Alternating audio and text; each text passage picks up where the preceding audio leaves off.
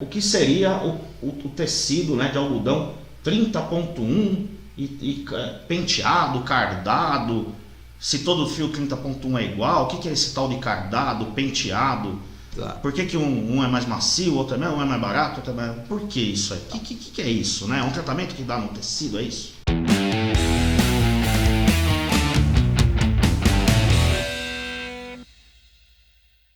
Não, vamos voltar um pouco ao que a gente falou. Lembra das vários tipos de planta que dão algodão e as suas regiões de acordo com as condições climáticas, tá?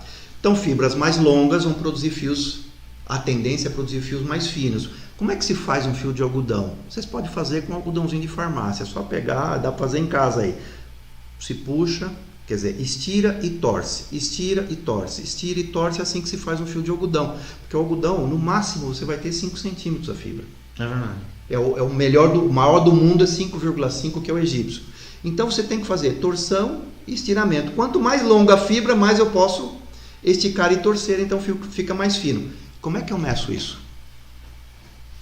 Tem que ter um número. Sim. E esse número, então, eu tenho o algodão 20 a 1, 26 a 1, 30 a 1. O que significa esse 1 que está no final? Um cabo. Eu poderia ter 32, 33, mas é o 30 a 1. Então é um cabo de finura 30. Mas que coisa que é esse 30 aí? É uma história longa, né? Porque imagina que o algodão é algo perto de 2.000 a 3.000 anos antes de Cristo. Que já começavam a ter... Não tinha balança naquela época, né? Como é que se media esse negócio? Bom, resumindo a história de grã-esponjada, que começou com a civilização, com a industrialização inglesa, grã-esponjada, não sei o que, vamos chegar no métrico logo, para facilitar. 0,59 gramas é a constante.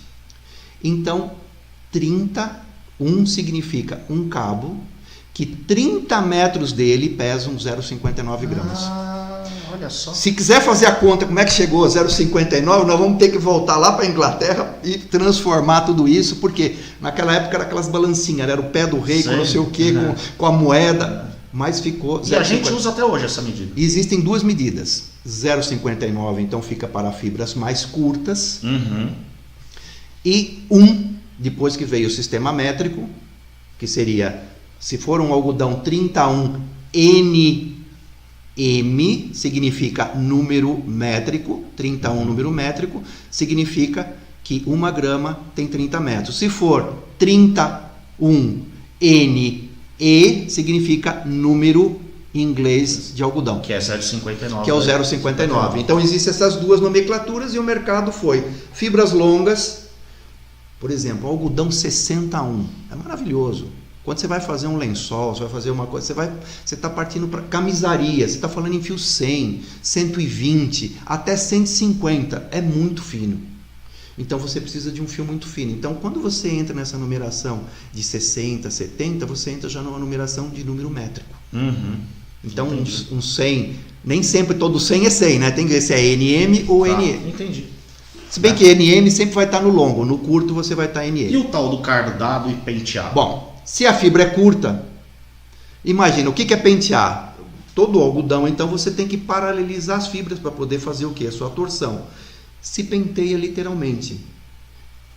Vamos dizer, para vocês de casa entender, para quem não trabalhou, nunca viu uma fiação, imagina aquele pentinho de piolho, que acho que é mais fácil de entender.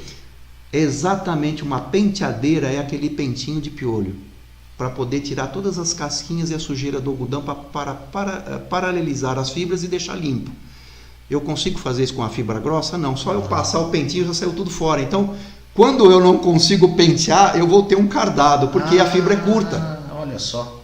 Aí eu não então consigo... ele é mais áspero. A tendência, se a fibra é curta, é ser mais áspero. Mais áspero, aí ele é cardado e aí tem que amaciar, talvez você não perceba tanto ali você no não toque. Exatamente. Mas numa lavagem primeira você já sente uma grande diferença. Exatamente. Se não lavar com amaciante. E aí, como é que o consumidor sente isso? No bolso. Comprar uma camiseta com algodão lá, vamos dizer, para as próximas eleições, quanto vai custar? E se comprar um algodão pima, um algodão egípcio, quanto vai custar? Essa é a diferença.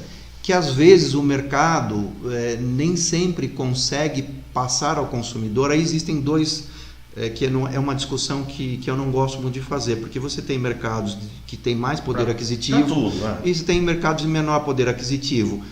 A minha opinião é que sempre dá para fazer um pouquinho melhor para qualquer que seja o mercado. É uma questão de você trabalhar com atenção, com cuidado. Então, só que eu sempre falo, né, que o pequeno tem que se diferenciar para ser competitivo.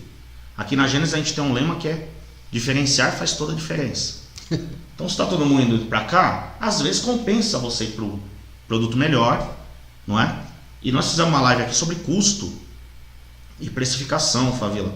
E aí nós chegamos na conclusão que para baixar R$1 no quilo do tecido, o cara tem que comprar muito. Mas para ele aumentar R$1 na peça de venda dele lá, o pequenininho, é muito mais fácil. Então, às vezes, se ele começa a agregar elementos, ele começa a mudar de patamar de preço de venda. E muitas vezes tem muito mais lucro.